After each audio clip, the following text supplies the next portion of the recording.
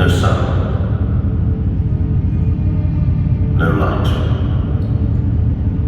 As dark as the blackest night. 788 oil wells destroyed. 613 wellheads belching bright orange flame, burning out of control.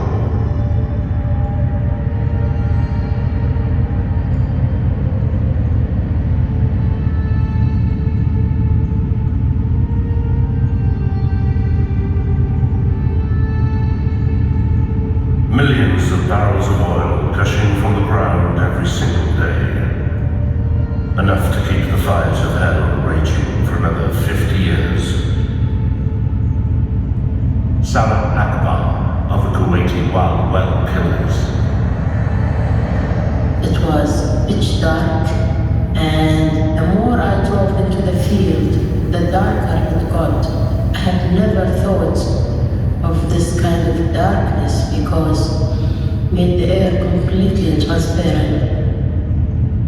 This was Kuwait in 1991, victim of the worst act of environmental destruction in human history.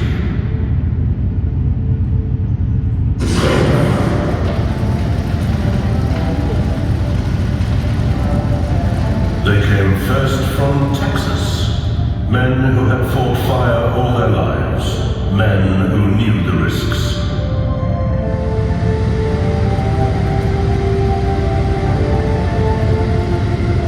Pat Campbell of Wild Well Control. Even all of us that have worked on welfares and blowouts our whole life, no one ever saw hundreds of wells burning at the same time.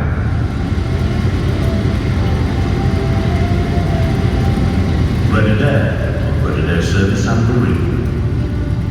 When you first got in, it was a heck of a bad-looking sight.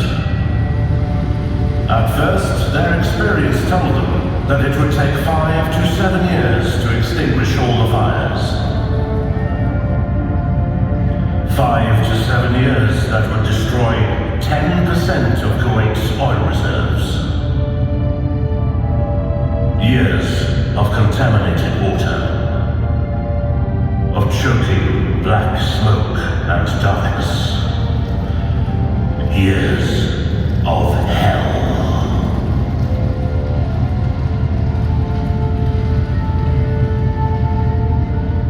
Abdul Rahman Al-Awadi, Kuwaiti Minister of State for Cabinet Affairs.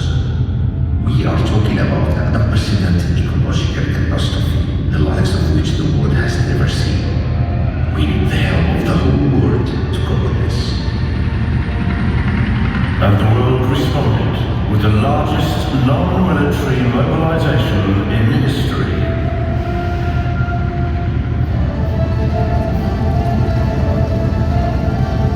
The Americans were soon joined by Canadians, Hungarians, Britons, Chinese, men of every nationality that had ever known this kind of fire. The Kuwaiti wild well killers astonished observers with their work rate and fearlessness.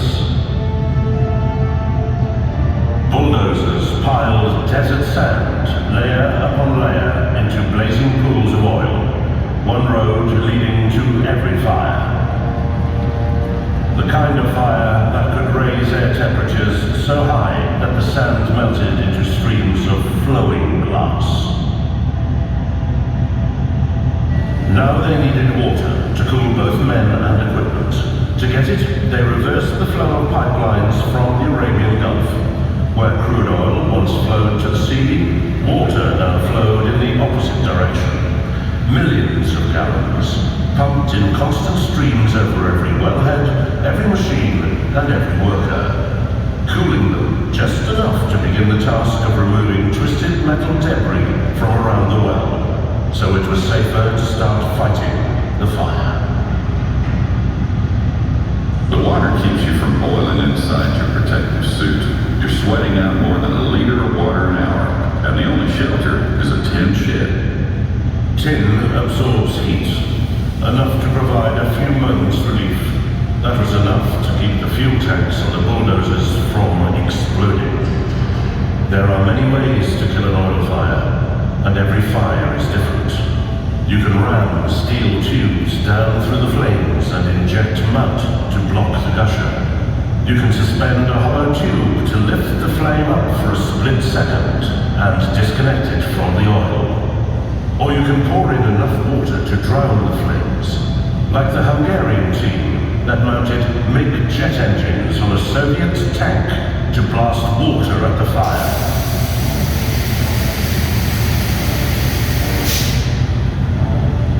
But the most effective technique of all was pioneered in the Texan oil fields. It works on the simple principle that fire needs oxygen to burn. The one sure way to remove the oxygen, if only for a split second, is with an explosive charge.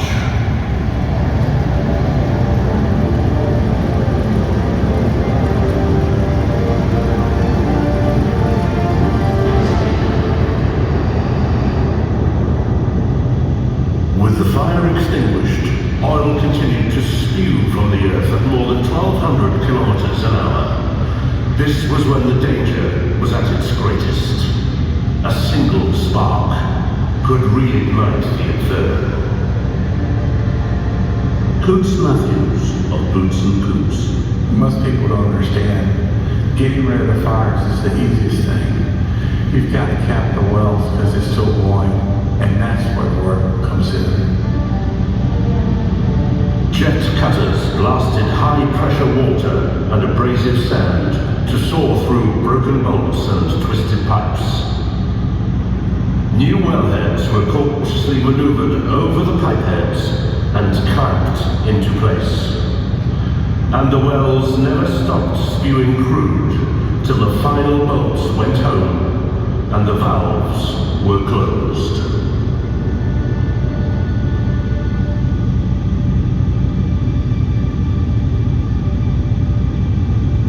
Mike Foreman of Boots and Coots.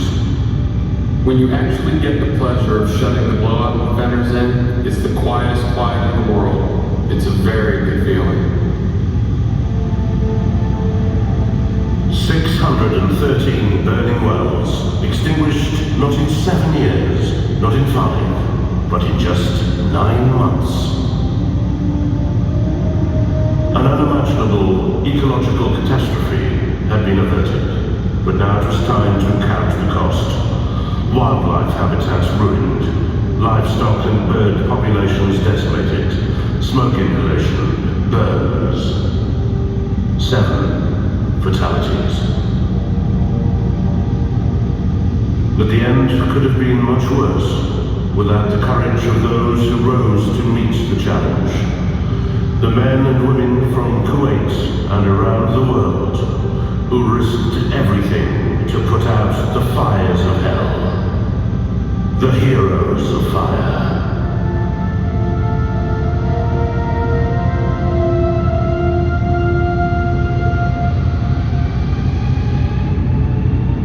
Salah Akbar.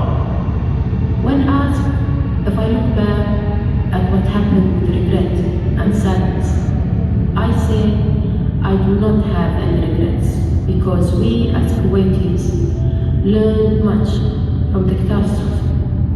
Every dark day had a bright side, and we have to remember the bright side.